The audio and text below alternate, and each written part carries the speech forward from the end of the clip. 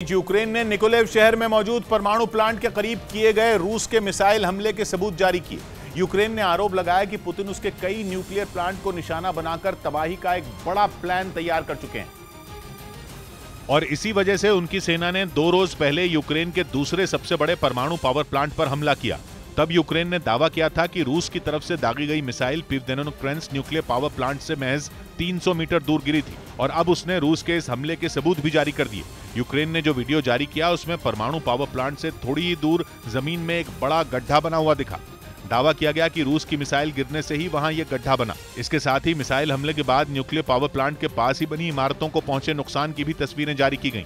और इन तस्वीरों को जारी करने के बाद यूक्रेन ने रूस के राष्ट्रपति पुतिन पर एक बड़ा आरोप लगा दिया। यूक्रेन ने दावा किया कि पुतिन की फौज एक के बाद एक उसके कई परमाणु प्लांट को निशाना बनाकर उसे ब्लैकमेल करने की कोशिश कर रही है ताकि रूसी सेना से पूरी ताकत से लड़ रहे यूक्रेन के सैनिकों को डराया जा सके। यूक्रेन के मुताबिक जिस तरह से उसके जवानों ने खार्किव समेत रूस के कब्जे वाले कई दूसरे इलाकों में अपना दम दिखाया, उससे पुतिन पूरी तरह बौखला गए। खासतौर पर खार्किव के हाथ से निकलने पर उन्हें जोरदार चोट पहुंची। वहां जेलेंस्की के जवानों ने पश्चिमी देशों से मिले हथियारों का इस्तेमाल करके रूस की सेना को पानी पिला दिया। पुतिन की फौज के कई अहम ठिकानों को उन्होंने नेस्तनाबूद कर दिया। यूक्रेन की सेना के भीषण हमलों से हारकर रूसी सेना खार्किव के कई हिस्सों से भागने पर मजबूर हो गई। और कहा जाता है कि रूसी सेना के जवानों की इस हार से पुतिन अपने घर में ही बुरी तरह घिर गए। यूक्रेन की जंग लंबी खिंचने से पहले ही भड़के हुए रूस के लोगों ने कई शहरों में प्रदर्शन किया। खुद पुतिन की पार्टी के एक सांसद ने ही उनके फैसलों पर सवाल खड़े कर दिए।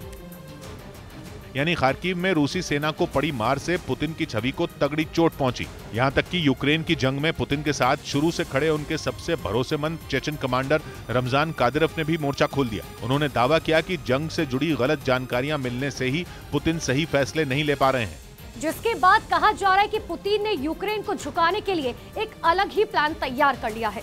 उन्होंने यूक्रेन को घुटनों पर लाने के लिए उसके ही परमाणु प्लांट का सहारा लिया। कहा जाता है कि इसके लिए उनकी सेना ऐसे हमले कर रही है जो सीधे न्यूक्लियर प्लांट को नुकसान नहीं पहुंचाते, लेकिन उसके करीब हुए धमाके यूक्रेन को दहला कर रख देते हैं। क्योंकि यूक्रेन इस बात को जानता है कि अगर परमाणु प्लांट मिसाइलों के निशाने पर आ गए तो फिर ऐसी तबाही मचेगी जिसके बारे में किसी ने सोचा तक नहीं होगा। यूक्रेन ने दावा किया कि पुतिन की सेना ऐसे हमले करके उसकी सेना को मानसिक रूप से तोड़ना चाहती है और इसीलिए वो रूस के ऐसे हमलों को न्यूक्लियर ब्लैकमेल बता रहा है, जिसका सहारा लेकर वो यूक्रेन के लोगों में एक डर पैदा करना चाहता है। और डर ये कि जंग जीतने के लिए पुतिन किसी भी हद तक जा सकते हैं, फिर चाहे वो परमाणु पावर प्लांट पर हमला ही क्यों ना हो, जैसा कि उनकी सेना पिछले करीब 6.5 महीने से जापोरिजिया परमाणु पावर प्लांट के आसपास कर भी रही है। Бачили певний ряд ядерного тероризму, який вони здійснили на Запоріжжі. जापोरिजिया परमाणु पावर प्लांट के पास छिड़ी जंग पर तो यूएन की संस्था IAEA यानी इंटरनेशनल एटॉमिक एनर्जी एजेंसी भी चिंता जता चुकी है। IAEA की टीम ने वहां का दौरा भी किया था। इसके साथ ही फ्रांस के राष्ट्रपति इमैनुअल मैक्रोन ने भी पुतिन से प्लांट के करीब से भारी हथियार हटाने की अपील की थी, लेकिन उनकी अपील मानना तो दूर, पुतिन ने यूक्रेन के एक और परमाणु प्लांट को निशाने पर ले लिया।